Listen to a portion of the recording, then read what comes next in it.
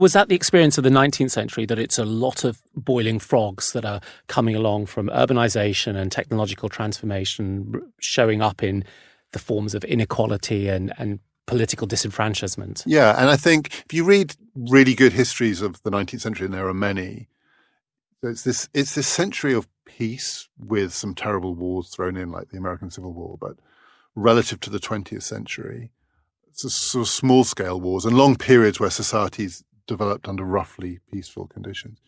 It's a century of democratization. It's a century of remarkable technological transformation, transportation, electrification, and so on, and energy. But if you take a decade like the 1870s, I'm just picking at random, the turmoil is mind-boggling to live through it. The events, the violence, things that we've all forgotten about, but the riots and the diseases and the right. killing and it's to us, it's unimaginably turbulent and frightening.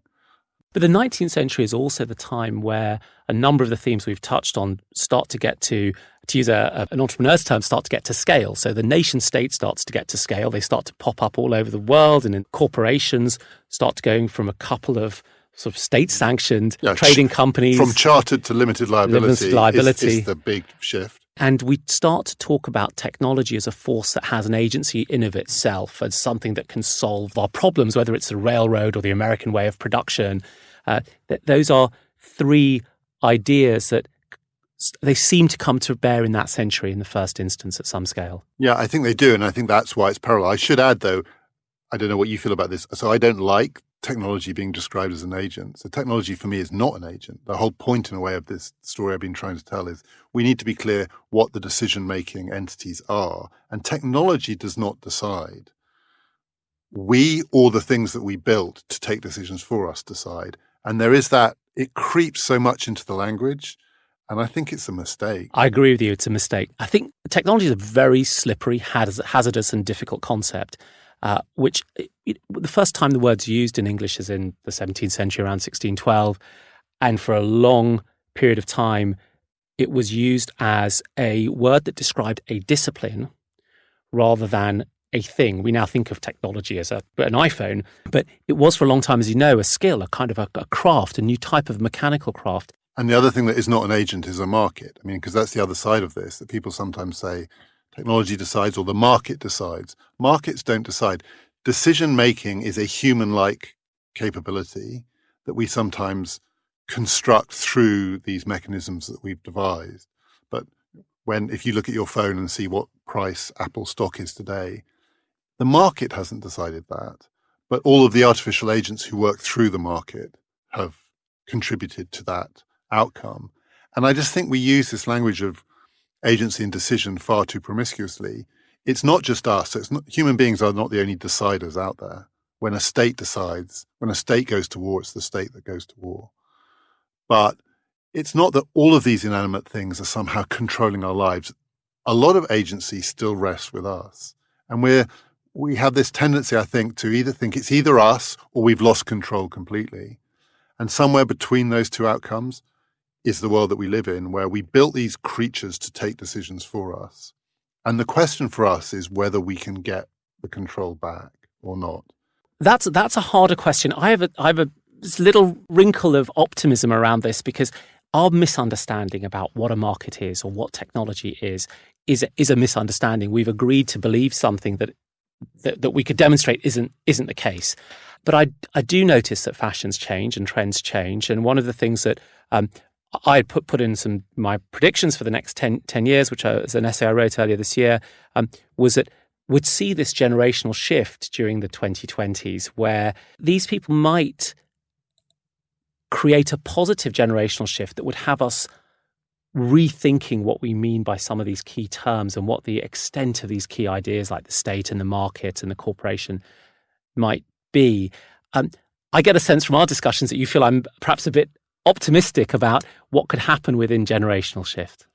So I do think generational politics is the great neglected subject. The more I look at it, the more I think generational divisions, but also the possibility of a generational shift is the central theme. And when we talk about other dividers, we're missing the big one. It's true of Brexit, it's true of the election of Trump, it will be true in America in 2020. It's sometimes hard to spot. Like if Bernie Sanders gets the nomination, it will be because young people backed him. If Joe Biden gets the nomination, another very old man, it will be because old people back him. So if you just look at the headline person, you might think, American politics looks like a septuagenarian's game at the moment. Yeah. But there are fundamental. Bernie versus Biden is 20-somethings versus 60-somethings in their support. Right. I've said this in various forums. Anyone who thinks that there is a young person's solution to Democratic politics at the moment has to face the demographic fact that young people are always outnumbered. This is even before turnout is taken into account. They are always going to be outnumbered. If you can mobilize the old, and if I was the Democrats, I would take Biden, and I just wanted to win, regardless of anything else, I'd take Biden over Bernie simply because Biden has the numerical cohort on his side, the older voters. So that's a fact of our politics. Mm-hmm. We are living in rapidly aging societies. I think most old people kind of think, the system isn't skewed in our favor, it's skewed against us. Like news is controlled by young people, everything is kind of going against our settled way of life. Right. The world looks very young as democratic politics nonetheless skews old. And you see this everywhere. So I think you've got these two things going on. Your story may well be right, and I hope it is right, that this generational shift is coming through. I remember a talk I heard Eric Schmidt give, it must now be sort of 10 years ago, when he was chair of Google. He said to an audience of students in Cambridge, it'll be fine in 10, 15 years. At the moment, we can't deal with regulation and politics because none of the people that we speak to have any understanding of this technology. But you, he said, talking to his audience of 18-year-olds in Cambridge, you in 10, 15, 20 years, you will be the leaders of tomorrow. And then we're going to get on great because you're going to totally understand what we're about and we'll understand what you're about. And I remember thinking at the time, now that really is the utopian vision. Well, we're already 10 years on and we're not close. We're not there. But some of that must be going to happen. And yet it's going to be, I think, increasingly at odds with electoral outcomes in the short term. I think in the medium term, it will shift. Yeah. And political entrepreneurs, skillful political entrepreneurs, will work out ways of creating new coalitions across these generational divides.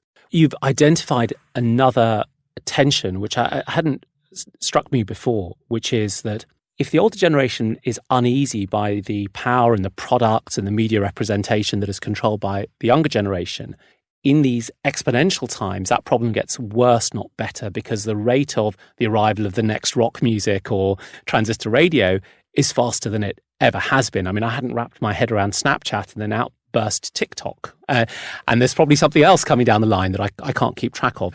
If this older group is uncomfortable with essentially that part of the world being run by the younger group, they have all the political power, how will they express that? Or how will political operatives make sense of that dichotomy? I think it is part of what's going on in democratic politics around the world.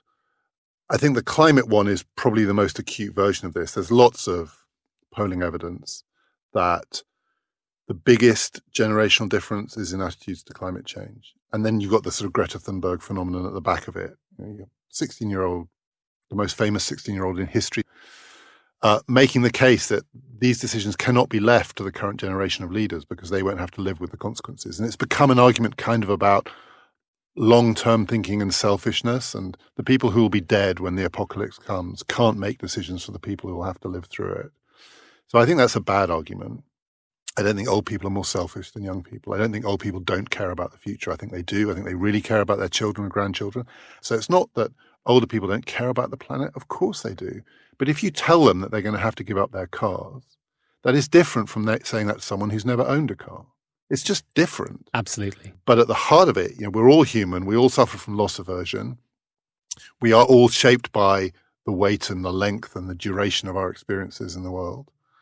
And if politics becomes split on generational grounds, that is going to be a huge source of difference.